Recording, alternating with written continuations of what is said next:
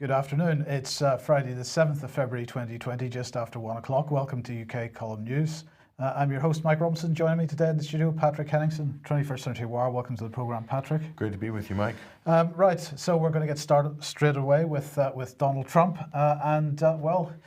He has been acquitted, and he was very excited about being acquitted. This was him at the National Prayer Breakfast yesterday morning, showing the Washington Post and their headline, Trump acquitted. He went on with his family, his colleagues, his friends, and all kinds of other people to give a national address. It was to the American people. He held up the Washington Post once again, and he had this to say, Patrick. They said, Russia, Russia, Russia. It was all BS.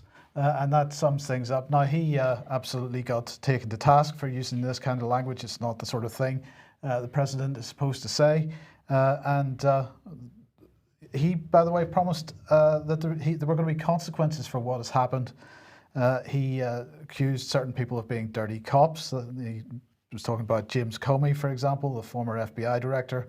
Andrew McCabe, the former deputy FBI director. He called them evil and sick people, like Pelosi and Schiff. So he said there were going to be consequences for these people. So what do you think? I actually enjoyed his presentation here very much, although the mainstream media perhaps didn't enjoy it so much. They called it an unhinged impeachment victory speech. This is CNN here. I don't think it was terribly unhinged. Well, I think he'll probably get a free pass from a lot of people for using profanity, Mike. Of course, it's not very presidential, but in this case, if you look at the debacle that's been raging for the last 4 years with regards to the Russiagate hoax, and it is proven to be a hoax now, by the way, then, well, some people are going to actually give quite a lot of leeway to the president for using that sort of language.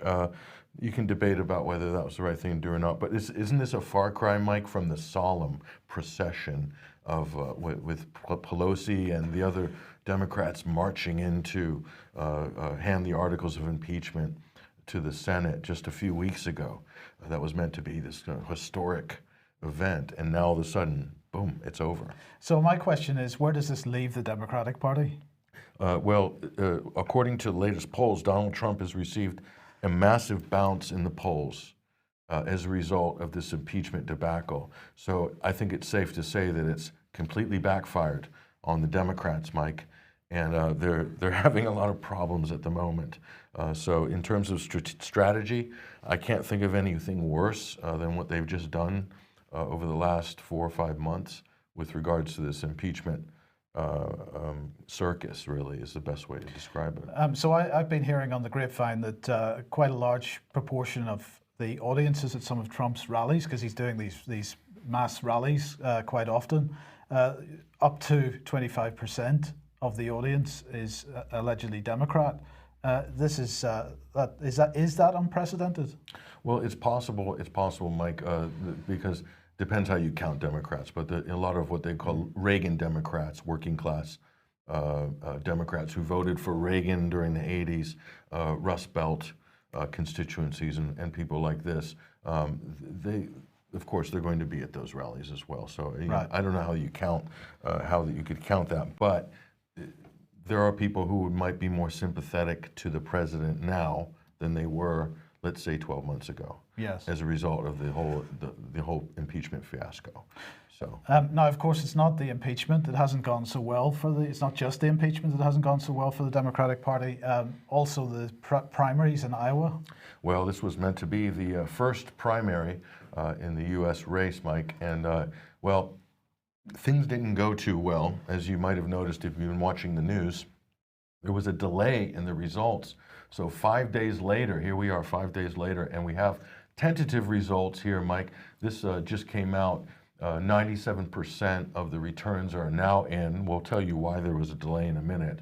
But here we'll go and boil this down a little bit here to their constituent parts. 97% of the votes. Bernie Sanders has actually won Iowa with 26.5% of the popular vote. And then second place, Pete Buttigieg, and then followed by Elizabeth Warren and Joe Biden in a distant fourth.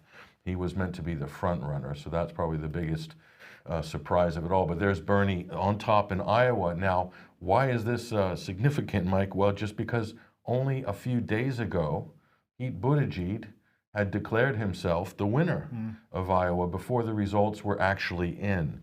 And the problems only began there, Mike, as we'll show you in a second. This was the reason why there was a delay, why results of the Iowa caucuses weren't released. Apparently, and this is by Bloomberg News, this is another story. We have a front-running candidate, supposedly in the Democratic Party, who's also running a major news agency in America, Yes. The oligarch Michael Bloomberg. But that aside, the Iowa precinct chairs reported issues using a caucus app, which was provided to the Iowa Democratic Party, and its delayed results. So this it's basically screwed up the counting. Here's a look at it right there. This was meant to be an all singing and dancing mobile app that precincts, there's 1,700 precincts around the state, that they would then record the results of the caucuses. These are special types of meetings, not straight voting like you have in other states. Iowa has their own traditional system, okay?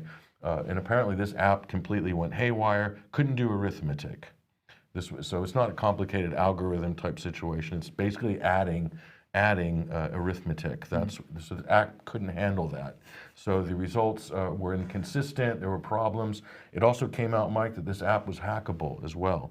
They did not do security testing before the launch of this app. So they might as well have run a Twitter poll.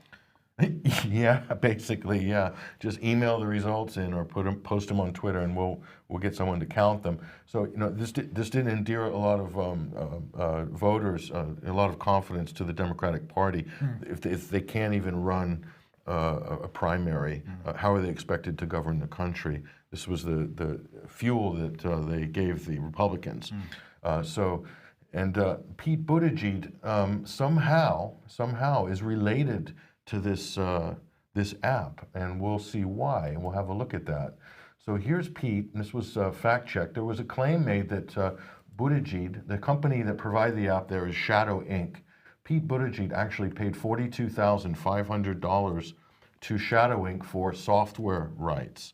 We don't know more of the specifics of this. Biden was also ensnared in this controversy as well, but this was interesting because who benefited, Mike, from the delay in results? All of the previous polling had Sanders out in front by a substantial margin. And then Buttigieg intervened. This is another thing that we didn't put a slide up for, but the Des Moines Register releases a poll on Sunday, Mike. It's a tradition, every election. They didn't release their poll before the Iowa caucuses on Sunday. Why? Because of a complaint lodged by Pete Buttigieg's campaign that the poll was unfair. So that went against Sanders' momentum. The delay in results here went against Sanders' momentum, and all of these benefited Buttigieg. And here you see Buttigieg is involved directly financially in some way. We don't know the details yet, but with this app tech firm called Shadow Inc. And we dug a little bit deeper, Mike, and this is what we found. There's an interesting story behind this election tech firm. Now, here are some of the main characters. You have Reid Hoffman. He's a billionaire, founder of LinkedIn, and he's been bankrolling a lot of these election and democracy tech operations and information operations. He's a Silicon Valley oligarch. And there's Dimitri Mehorn. I can't pronounce his last name. And then you have Tara McGowan. She's a CEO of Acronym. So Pacronym is the political action committee that the tech billionaires are pouring money into, and there's Acronym, that is the sort of the operating company. It's meant to be a not-for-profit, Mike, and it somehow owns Shadow Inc. Okay, and by the way, Tara McGowan, she is Obama for America, ex-Obama for America, and her husband is Michael Hale. He works for the Buttigieg campaign. So there you have a slight problem there with regards to conflicts of interest, okay? But it gets worse. So here we have election meddling and election interference in the U.S. elections. And this is divided into two sides. This is the billionaire tech donor class, the oligarch class, and then you have partisan political operatives. That's the management class. So the money goes into the Political Action Committee, in this case, PACRONYM, and that is used to fund Acronym, that's the not-for-profit, and that's used to buy a controlling interest in Shadow Inc., which provided this mobile app that benefited Buttigieg and tried to knock Sanders out. And they deal in big data and election apps and solutions like this. So Acronym and PACRONYM, they're also running, these people are running political news outlets. And there's Tara McGowan, she's running Courier Newsroom, Virginia Dogwood, Arizona Copper Courier, and Reid Hoffman and his partner there, Mr. Mehorn, running News for Democracy. They're running these mostly on Facebook. So what they do is they gather millions of followers and they run what looks like Republican type news stories. So, or they're targeting people on the fence or centrist Republican voters. And then what they do is right before the election, they did this in 2018, they spring Democratic ads through these big pipelines with big user bases, basically. And so they claim that they're trying to mirror the same tactics used by the Russians and their alleged internet research agency troll farm in St. Petersburg. Wow. So this is what the Democratic side, the Obama, Clintonite, DNC elite side, if you will, of the party are doing to manipulate, and they're running various interference and influence campaigns, basically using hundreds of millions of dollars to do it. And so here's Reid Hoffman, and his name's familiar. Yeah, we did cover him a few months ago, Mike, last year. He is one of the financial forces behind New Knowledge. And they ran a campaign to smear Tulsi Gabbard here, claiming that she was being boosted by Russian bots. So the Russian propaganda machine somehow helped to propel Tulsi Gabbard's campaign. That was a fake news story that was planted and engineered by New Knowledge, which was has Reid Hoffman as one of their sugar daddies in the background. And of course, it doesn't end there. As it turns out, New Knowledge ran a false flag information campaign claiming that a Republican senator in the Alabama race, Roy Moore, was being backed by Russian bots. They were creating the Russian bots. And then they leaked it to the media to make the media think that the Russians were backing Roy Moore. And so this, again, election interference, election meddling in the United States by Americans. And so that's really from the beginning, Mike, this is what we've seen time and time again. There's no evidence of any Russian interference, any Russian meddling, but there's plenty of evidence, as we've shown you, of American interference, and then specifically from the Democratic Party in meddling with the various electoral processes and running disinformation operations. And just going back to what Trump was saying during his presentation from the beginning of the program, he, of course, was singling out Christopher Steele and the dodgy dossier. So not just American interference in U.S. elections, but British interference in U.S. elections as well, which is what he was calling out. Mm. And the whole, I'll just finish off by saying, you know, we can talk about this on another program, but the Democrats have a serious problem because Joe Biden's campaign absolutely imploded in Iowa, and he's not looking to do much better in New Hampshire. He might show up second or maybe third in South Carolina, possibly. But looking across all 50 states, he was being pushed forward by the DNC, by the party elites, as the centrist candidate that they were backing. He was Plan A. Plan B is Michael Bloomberg, who will now move into position, who skipped the first, is going to skip the first four primaries. And he's obviously a billionaire. He's got the biggest war chest, and he's a centrist, not a real Democrat. And so he's being moved in as Plan B. Pete Buttigieg was really a manufactured candidate. And you can see a lot of the money and people behind him. It's very shadowy, to no pun intended, the forces that are working to elevate Pete Buttigieg, who looks like Plan C. But all of these people, their job is to peel off enough voters and enough delegates away from Bernie Sanders so that when they go to the Democratic National Convention in July, they'll be able to orchestrate a coup on the convention floor in a second vote. If there's no clear majority, then all the superdelegates will come into play, and then the party luminaries will effectively knock Sanders off of the nomination which he would have won, and replace him with a Bloomberg, possibly Bloomberg Mitt Romney ticket, a unity ticket, bringing Democrats and Republicans together, or a Buttigieg Bloomberg ticket, or something like this. So, just very briefly, just to end this segment off, Patrick, how is it possible? How is it within the rules of your election process in the United States that somebody that owns one of the largest media empires on the planet is even allowed to stand as a presidential candidate?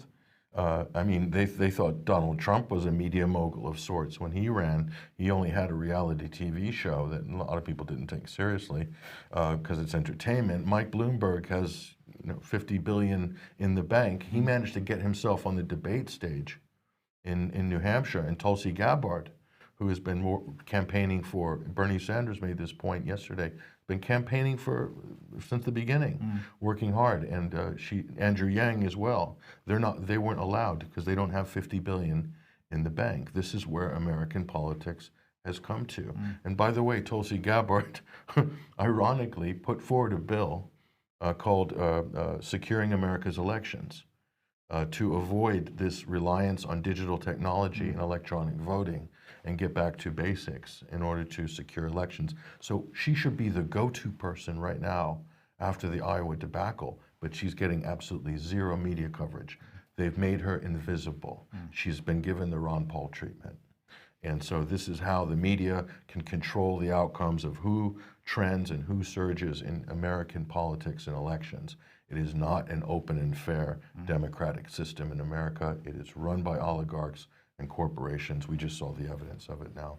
Okay, well, so on this side of the Atlantic then, the oligarchs are a bit unhappy about the types of populist politicians that are popping up around the planet at the moment. So here is the Tony Blair Institute for Global Change, and they've produced a new report, High Tide, Populism in Power, 1990 to 2020. And they've got a nice little animated graphic here which shows how populist leaders have been in power and out of power over the last couple of decades. So the blue areas are populist leaders in power. The light grey are populist leaders or parties that are involved in politics in those countries but are not in power. And then there are other countries where there is no populism apparently going on.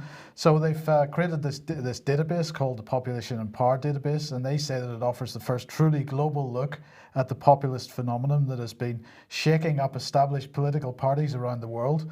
And they believe that populism reached its global high point around 2010, and it's remained relatively steady since that time. So that was the sort of inflection point for them. So they identified 3 new populists in the last year: Bolsonaro in Brazil, Lopez Obrador in Mexico, and also in Sri Lanka as well, and more new leaders. They've got details on their website that you can go and read all about these people. So clearly Tony Blair and his elite are extremely concerned about the rise of populism. This is something that he's been expressing in speeches, but they've now done some academic research on it, and they're investigating the people involved. They don't have any answers for how to deal with it, of course, but they're clearly concerned about it. So you mentioned some left-wing names, Mike. You mentioned some right-wing names.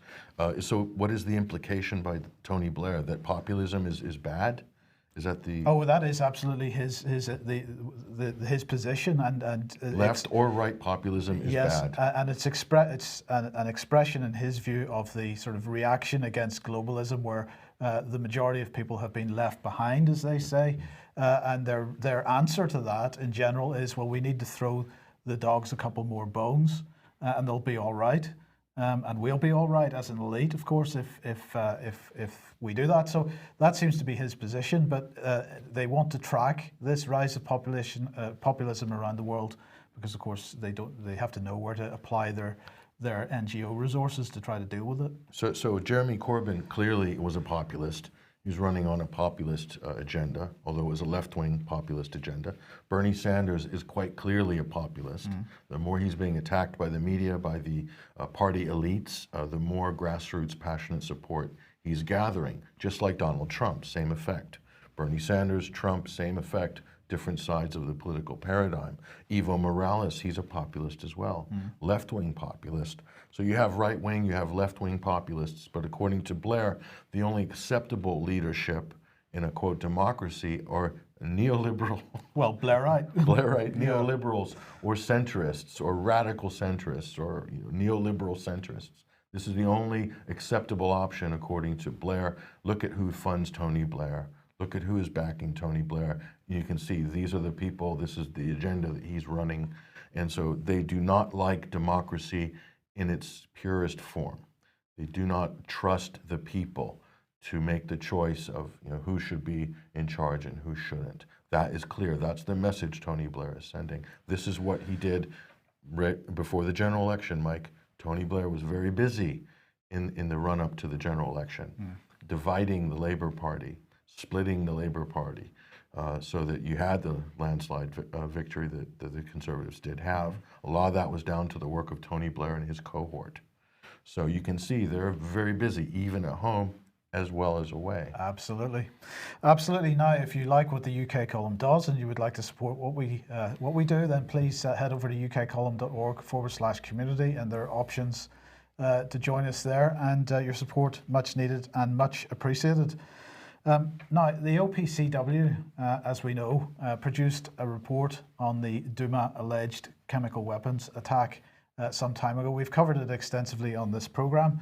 They have issued a statement on the report whistleblowers, because of course there were two whistleblowers which provided some information, and that information ended up in a report by the Syria Working Group on Propaganda and Media and so on. So this statement has come out from the OPCW, and really the crux of it is, if we want to summarize it, that the whistleblowers aren't credible, and they need tighter security on internal documentation, seems to be the message. So let's see what they say. The investigation was initiated by the Director General after the unauthorized release of a document in May 2019.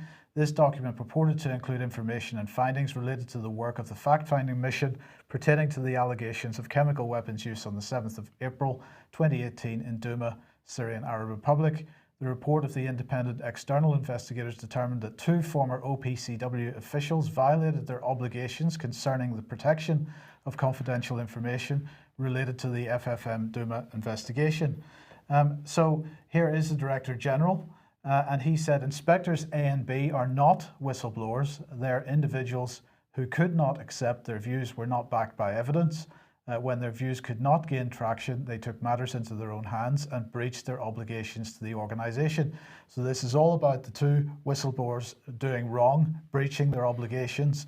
Okay, he went on to say their behaviour is even more egregious as they had manifestly incomplete information about the Duma investigation. Therefore, as could be expected, their conclusions are erroneous, uninformed and wrong. And he said, I stand by the conclusions of the final Duma report. So that's very important. Now, the statement went on to say then, under the secrecy agreement required by the OPCW, all staff are, that, by the way, is that mistake there is in the original draft. That's not my mistake. All staff are prohibited from using, disclosing or disseminating confidential information to which they had access in the course of their employment, unless specifically authorised by the Director General. Under the OPCW's Code of Conduct, staff members must exercise the utmost discretion and confidentiality with regard to all matters of official business. These obligations remain in effect following separation from the organisation. Well, I would like to see them enforce that in the courts, but in any case, what they're effectively saying is you are not allowed to be a whistleblower. You may not be a whistleblower if you are in the OPCW. It doesn't matter what we do. You cannot then blow the whistle on anything that we do. That would be wrong.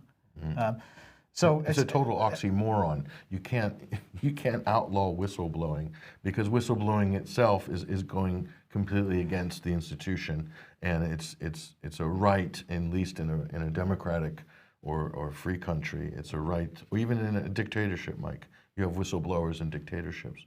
It's just something that people do. You can't say it's forbidden. Right. So, so whistleblowers aren't credible, and we need tighter security to make sure that documents can't be leaked, is the position of the OPCW. The position of the mainstream media then, here's Alistair Bunkle from Sky. 40 to 50 people died in the Duma chemical attack, many of them young children. You'll never see Piers Robinson or his supporters acknowledge this awful loss of innocent human life. That was utterly debunked tonight by the OPCW, but they've continued to push conspiracy theories. So similar kind of rhetoric coming from the mainstream press. We don't really see anybody addressing the actual issues that were raised by the working group on. So let's see what Piers Robinson had to say in response to this. He said, aside from being an obvious attempt to discredit two of the OPCW's longest serving and experienced inspectors, it sidesteps, that's the statement, sidesteps the factual stuff, ballistics and toxicology reports, ignores the breach of the CWC when they allowed 3 US delegates to brief the FFM team, the OPCW FFM team, as to what had happened. He went on to say the secret replacement of the original interim report, which was only discovered by accident, and the fact that nearly all the team who deployed to Syria were excluded from June onwards and were never allowed to review or comment on the final report. So I think that sums things up pretty well. This looks to me, Patrick, like the OPCW attempting to discredit rather than and ad hominem attacks, rather than dealing with the issues that were raised by the working group on Syria propaganda and media, and as a result of the whistleblower disclosures. It's a total cover-up. This is what the reaction by the Director General is, a complete cover-up. And I might add, Mike, that it's a UN-mandated organization, the OPCW, and they were approached by journalists over the last year for comment on these leaks, on the whistleblowers, and they refused to give comment to a number of media outlets and journalists. So they are themselves not transparent. They're not interacting with the public. They were formed in goodwill as an international organization. It's not meant to be biased. So we have proof of U.S. interference. That's already, as Piers Robinson said, in breach of their charter. So just on that basis alone, there should be a cause for concern. There should be an institutional shakeup. But what you have, they're just defending the official narrative, and it looks like they're doing it at the behest of Washington and London and France as well, because Arias, I believe he's a French diplomat as well. So and there's other connections too, which we can delve into at another report. Absolutely. Now let's move on. Here's the New York Times. Was US wrong about attack that nearly started a war with Iran? Speaking of dodgy intelligence, this story just absolutely is the cherry on top of the trifle. So you remember the whole Qasem Soleimani assassination by Trump, Mike, before the New Year and after the New Year as well, and how that whole drama unfolded, the attack on the U.S. Embassy and so forth. It all started here on December 27th. There was an attack on the U.S. joint base in Kirkuk, Iraq. This was the thing that supposedly started the chain of events that brought the U.S. and Iran and the world very, very close to a dangerous a multinational conflict, okay? And as it turns out, and as we said from the beginning as well, we're slightly vindicated that the U.S. claimed they had intelligence. They say they had intelligence about that this was an Iranian-backed militia that attacked this U.S. base and killed a U.S. contractor, okay? That was the whole battle cry. It turns out, Mike, that this intelligence was, it looks like it's not credible. Of course, the Iraqis were saying this at the time, but the media were ignoring them. Let's look at what the Iraqi military have said in their investigation. We'll take a look at this, and there's Donald Trump there on the side. Basically, the Islamic State had carried out 3 attacks relatively close to that base in the 10 days before the attack on the K1 base, okay? Iraqi intelligence officials sent reports to the Americans in November and December warning that ISIS intended to target the K1 and an Iraqi air base in Kirkuk province that is also used by American forces, and they go on to say all indications are that it was Daesh, that's ISIS, says Brigadier General Ahmed Adnan, the Iraqi chief of intelligence for the federal police at K1. I told you about the 3 incidences in the days before in the area. We know Daesh's movements. That was all ignored by the United States, by Mark Esper, by Mike Pompeo, by the White House. So they had their narrative. So the question is, why did ISIS fire that rocket at that point in time? Who is directing ISIS? Nobody knows. Nobody knows. Nobody knows. Anybody could be ISIS theoretically, as long as they have the armband or fly the flag, basically.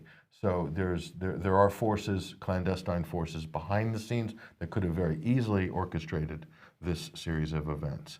And according to the U.S. intelligence, no, it was an Iranian-backed PMU, the People's Mobilization Units, was part of the Iraqi military. They blamed it on them, and that nearly started World War III. So as a result of all this dodgy intelligence, what did happen was exchange of missiles between the U.S. and Iran, and also, of course, it wasn't just the Iranian general who was killed, it was also an Iraqi general. So the U.S. not terribly popular in Iraq at the moment? No, it was not just any Iraqi general. It was the commander of the PMU units. That's the national militia that defeated ISIS in Iraq. And his name is Abu Mahdi al-Mohandes. And he was also assassinated alongside of General Qasem Soleimani. He doesn't get a lot of media attention but in Iraq it's very, very, they took it very, very hard because he was a national hero to a lot of people. And that was a great moment for the Iraqi people to defeat ISIS, a moment that the United States continues to want to take credit for when they actually didn't do anything at all to speak of on the ground. And what they did do from the air was not incredibly effective, let's say. It didn't turn the tide in the fight against ISIS. The Iraqis did, and they did it on the ground with the help of the Iranians. So let's look at what the reaction to get U.S. troops out of Baghdad. This is what is happening right now along the streets of Baghdad.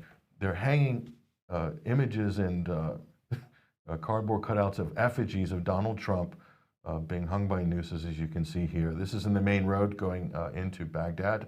So U.S. soldiers, Donald Trump himself being hung. These are Iraqis talking to local media about this.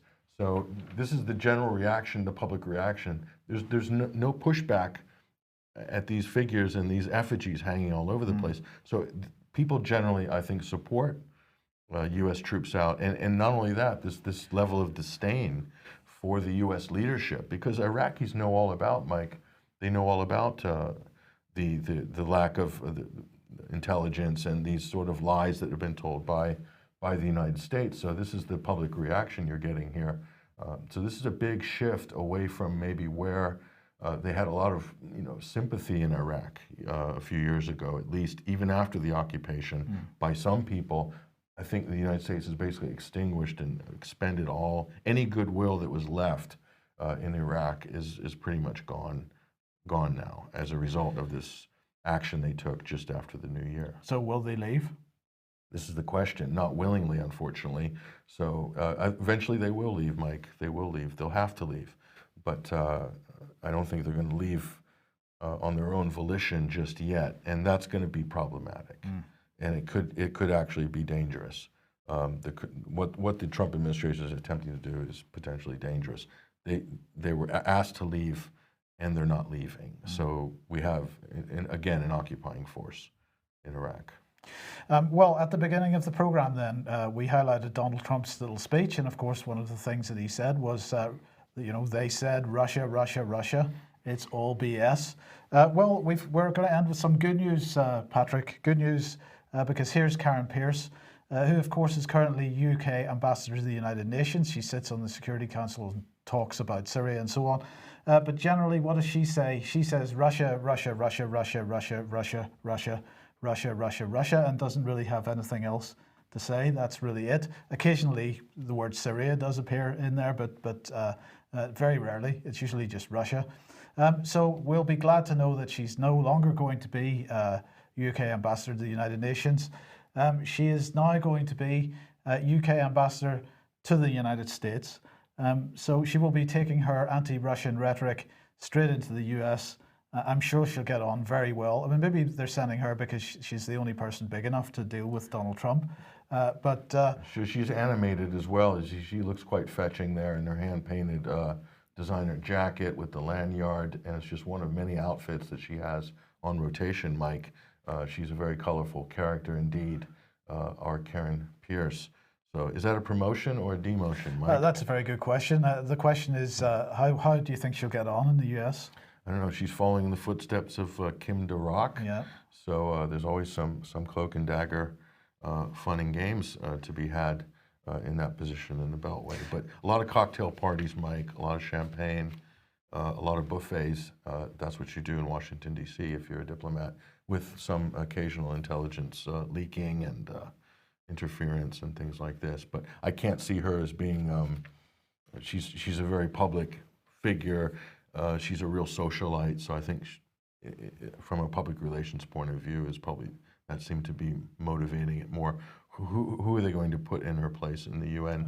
They have a whole list of people behind her. Most of them are younger as well, and so they're kind of more more stoic, more military-esque than she is. So we'll see. Well, yeah, we will. There was a rumor at one point that she was in the running for becoming the top dog at MI6. So perhaps the UK's dodged a bullet there, sent it over to the United States instead. Anyway, okay, we will leave it there for today. Thank you very much for joining us. Thank you for joining us, Patrick. We'll be back at the same time as usual on Monday. I hope everyone has a good weekend, and we'll see you then. Bye-bye.